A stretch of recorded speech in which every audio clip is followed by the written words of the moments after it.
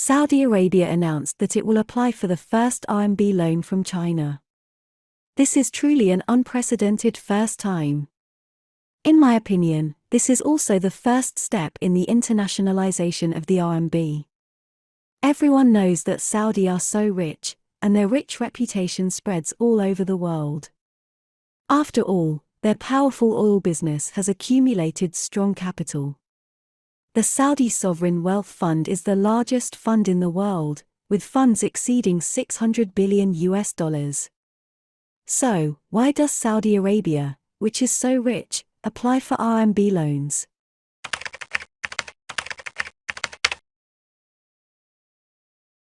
Why is this also the first step for the RMB to break through the hegemony of the US dollar? Okay, that and more is exactly what we are going to talk about. Let's get started.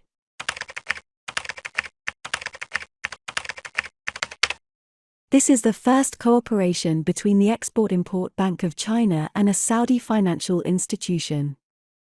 When the Chinese head of state visited Saudi Arabia last year, everyone speculated that Beijing and Riyadh might sign a RMB settlement agreement. But the news did not show that China and Saudi Arabia signed this agreement. Then, more suddenly, the Export-Import Bank of China suddenly announced on March 14 that it had given a loan to the National Bank of Saudi Arabia, and the loan was given priority to trade items. Why is this the first step of RMB internationalization?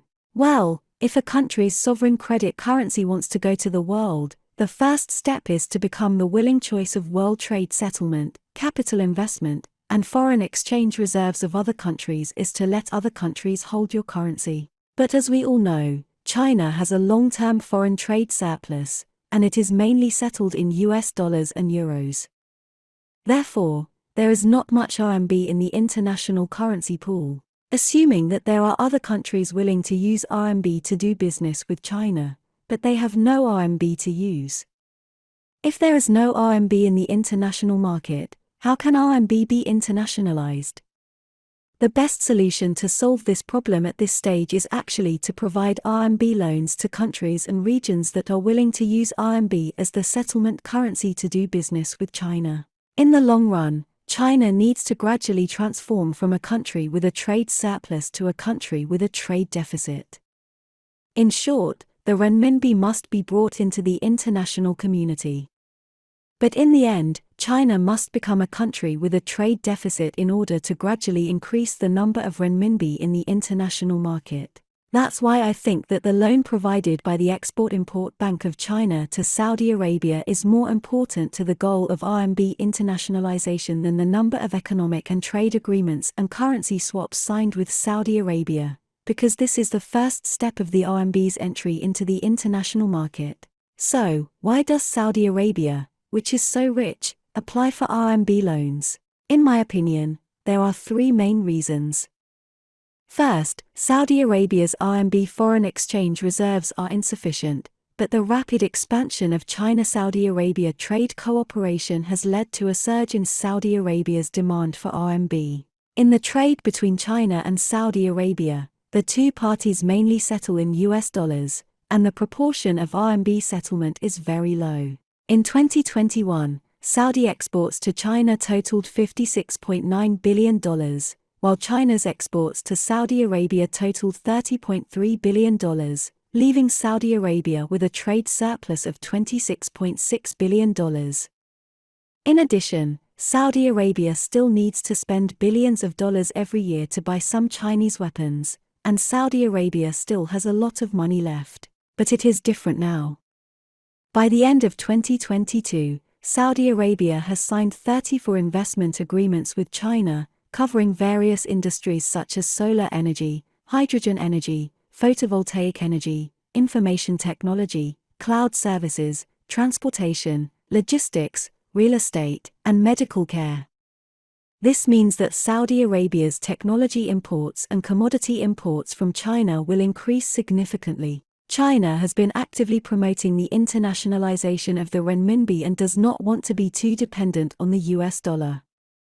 However, in the trade between China and Saudi Arabia, the settlement is mainly in US dollars. This leaves Saudi Arabia with insufficient RMB reserves. If Saudi Arabia needs to increase the amount of RMB settlement, it must first have RMB in hand. In order to replenish its RMB reserves, Saudi Arabia proposed its first loan to the Export-Import Bank of China. A country like Saudi Arabia, which is not short of money, is the world's top high-quality customer, and China does not need to worry about its default. As long as Saudi Arabia has more renminbi, it will naturally use more renminbi to settle Chinese commodity trade, preventing the dollar from making a difference. Second, US dollar settlement is not very safe. Russia is a big oil country, and the West banned Russia's dollar settlement, kicking Russia out of the dollar's global settlement system. So what if the next one is Saudi Arabia? In terms of national strength, Russia is far stronger than Saudi Arabia. Under the US dollar blockade, the Russian economy will not collapse, but can Saudi Arabia withstand it?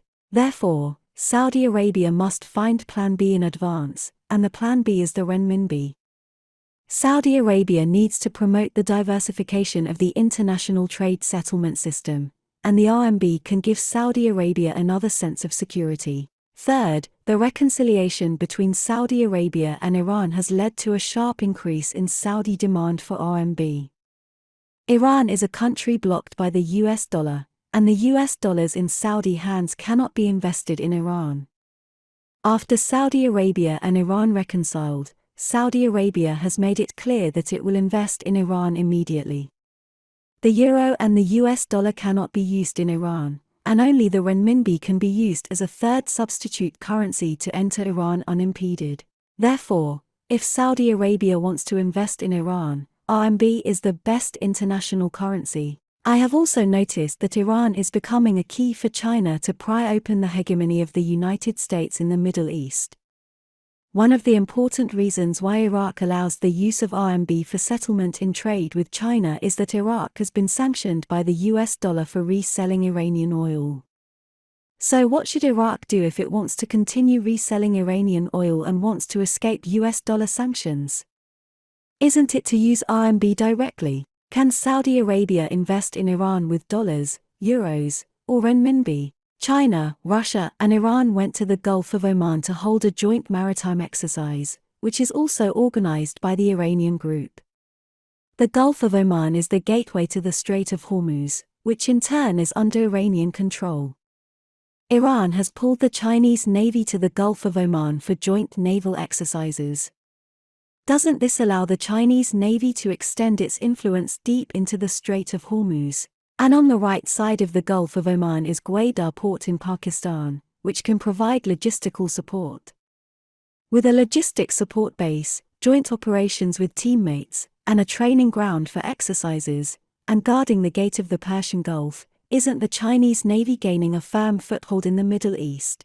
The door of Iran's economic development was closed by the United States, but pushed open by China.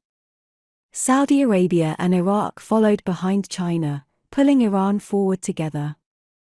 Islam, which has struggled with each other for many years, has achieved great unity. For the sake of its own hegemony, the US imperialists have divided the Middle East into two opposing camps, but China has glued these two camps together.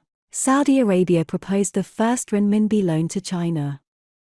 Behind it is not only the internationalization of the renminbi, but also Chinese goods, Chinese technology, and the Chinese Navy's full involvement in the Middle East. Okay, that's all for today. Please put your comments below, and share your insightful ideas with other people. Your precious time with us is highly appreciated. See you.